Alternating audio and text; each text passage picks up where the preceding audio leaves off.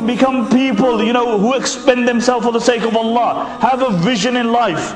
Let me tell you, don't sit with scholars who divide. Period. I see many youngsters here. Don't sit with scholars that divide. Because every little youngster starts practicing for 6 months and he thinks that he's the only one on the haqq. Every youngster, literally every youngster, you can't string 2 words of Arabic together and you have found the haqq. Don't sit with scholars. You know what Allah subhanahu wa ta'ala says in the Quran? وَإِذَا قِيلَ لَهُمْ لَا تُفْسِدُوا فِي الْأَرْضِ. When you said to them, do not cause corruption in the earth, قَالُوا إِنَّمَا نَحْنُ مُصْلِحُونَ. They said, we are the peacemakers. We are the ones who rectify. And then Allah subhanahu wa ta'ala said, أَلَا إِنَّهُمْ هُمُ الْمُفْسِدُونَ وَلَكِنْ لَا يَشْعَرُونَ. He said, no, but they are the ones who are the mufsidun. This is revealed primarily for the munafiqeen, but it can be also to a degree lesson deduced for the believers. You see these guys, no, we are the muslihun. We are the ones on the truth. We are the rectifying the situation. Allah says, no, you are the mufsidun. But the problem is that you do not realize. You do not realize. And you speak to every youngster, that's what they're like. 6 months you're practicing, and now all of a sudden you found the haqq and everybody else is on the batil. And I say this quite clearly, if the Muslims want a vision, if the Muslims want something, then develop yourself. Become people of good character. Love your Muslim brother. Imam Shafi rahimahullah would say, who was Imam Shafi? Imam Shafi is he's the Imam, he's the Mujaddid of his century. Bil Ijma, he's known as the Mujaddid of his century. Imam Shafi rahimahullah would say, my opinion is right. My opinion is right, but it has the possibility of being wrong. My enemy, my opposition's opinion is wrong, but it has the possibility of being right.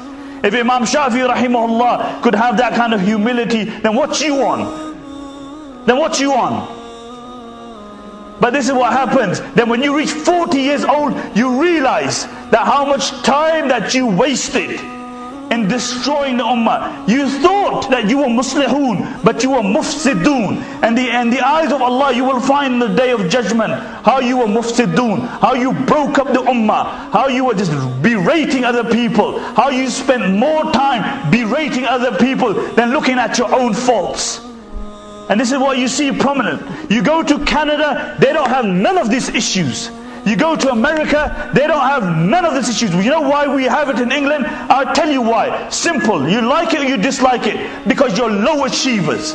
The vast majority of Muslims in England are low achievers. And because they're low achievers, they have no vision. You know you can't deal with the situation outside on the street. You know you can't deal with the state of the Muslims, the decadence. Well, what do? You take the easy option. You just fight amongst yourselves. You just berate each other.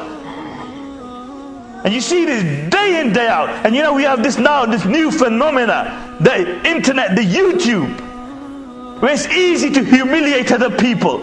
And nobody just writes something by somebody else. I say to you, Sheikh Yawar mentioned this. The Prophet ﷺ said that on the day of judgment, a man will come, he will have good actions equivalent to the mountain of Uhud. Equivalent to the mountain of Uhud. Do you know how long mountain Uhud is? 9 kilometers. He will have good actions equivalent to the mountain of Uhud. And he will come with his actions, but he will have taken the rights of other people. He would have taken the rights of other people. He would have sworn at this person. He would have backbited this person. He would have taken the haqq of this person. And the Prophet ﷺ said, Allah will take his actions and he will give it to these people. Give it to these people. And there will be such a long line that his actions will finish. His actions will finish, and there will be still people who will be waiting for their haqq. And then Allah subhanahu wa ta'ala what Allah will do then? Allah subhanahu wa ta'ala will take their action, their evil actions, and place it on his shoulders until he's dragged into the fire of Jahannam. Today, I understand, Shaykh Yawar says, today I understand this narration.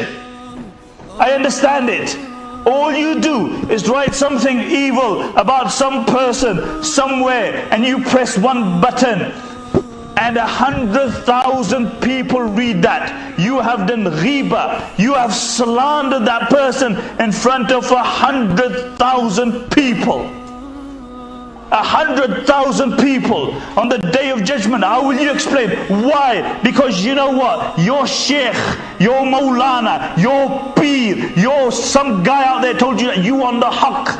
And you know who are the worst thugs? Let me make it clear. You know who are the worst thugs? Worst thuggery is a religious thuggery. You know a guy on the street, he's a thug. He knows he's a thug.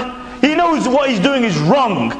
But you know a person who gives this thuggery a religious paradigm, he justifies it. Boy, I'm doing haqq. I'm on the truth. Let's do ghiba for the sake of Allah. Let's backbite for the sake of Allah. That's the worst kind of person. You know why? Because he never does tawbah. He never does tawbah because he believed what he was doing was for the sake of Allah. And always remember the statement of Imam Shafi'i rahimahullah. Imam Shafi'i rahimahullah, my opinion is right has the possibility of being wrong. My opposition opinion is wrong with the possibility of being right. And this is how our Salaf al-Salihin were right. But today we refine the arguments. And you know, we divide the ummah. We think we're muslihun, but in reality we're mufsidun. We're mufsidun.